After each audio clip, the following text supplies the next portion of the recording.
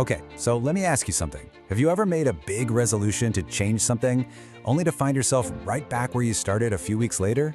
Yeah, it's a super common struggle. Today, we're going to dig into what's called the architecture of sustained transformation to figure out why lasting change is just so hard, and, more importantly, what we can actually do about it. Just think about a professional goal you set for yourself. Let's picture a manager. Let's call her Alex. She wants to get better at delegating so she can empower her team. And she starts off great. She hands off a few projects, but then, fast forward a month, and somehow she's back to doing everything herself again. Why? Why is it so incredibly difficult to make that change stick? Well, that experience, that's what we're calling the relapse of change. And trust me, it is an incredibly common struggle. You put in all this effort, you even start to see some good results, like Alex seeing her team step up. But keeping that momentum going feels, well, almost impossible. It's this frustrating cycle. But just understanding that it is a cycle is the very first step.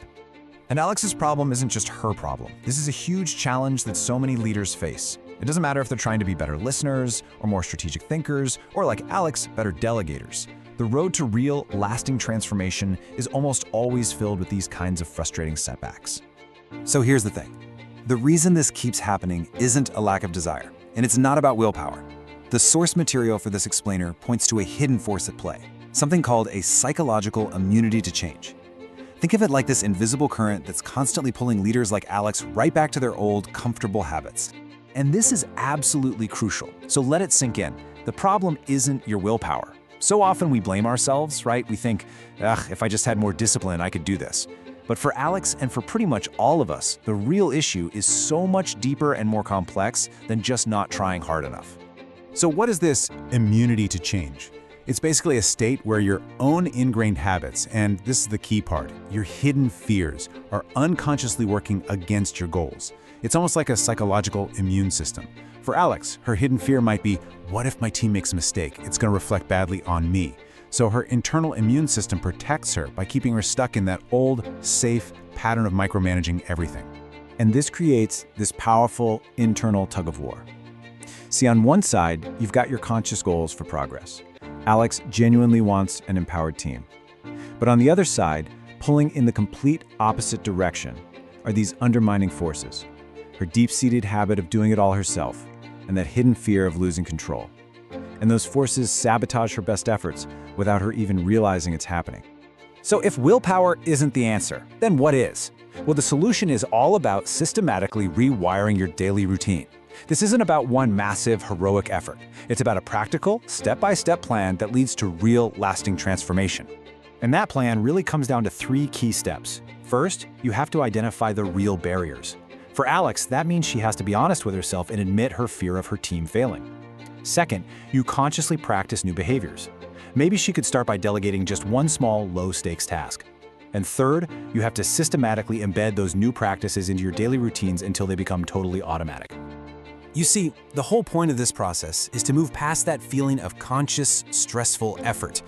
The real goal here is to practice these new behaviors so consistently that they become second nature. For Alex, delegating eventually needs to feel just as natural and ingrained as her old habit of doing everything herself once did. And the good news is, you don't have to do this empty-handed. There's a whole toolkit out there to help you. Alex could use role-playing to practice a tricky conversation about delegation. Guided reflection could help her dig deeper into why she's so afraid of failure. And something as simple as a logbook could help her track her progress, which makes the change feel way more real and tangible. But, and this is important, this process isn't about finding a quick fix. Successfully overcoming your immunity to change really means you're cultivating a new lifelong habit, one that's especially critical for anyone in a leadership role. It's a continuous, ongoing practice. There's a powerful quote from the source material that just captures this idea perfectly. Mindfulness is not a one-time practice, but a lifelong leadership habit. It's that commitment to constant, gentle attention to our internal state and our behaviors that really, truly sustains transformation over the long haul. And the impact of this personal work is just incredible. When a leader like Alex really commits to overcoming her own immunity to change, that positive transformation doesn't just stop with her. It radiates outward. It develops her team's skills and their confidence, and ultimately, it builds a stronger, more trusting culture for the entire organization. So, as we wrap up this explainer, I want to leave you with a question. Now that you kind of see the architecture of change, I want you to think about your own goals. What is one hidden barrier, that one ingrained habit or fear, just like Alex's, that you can start to challenge today?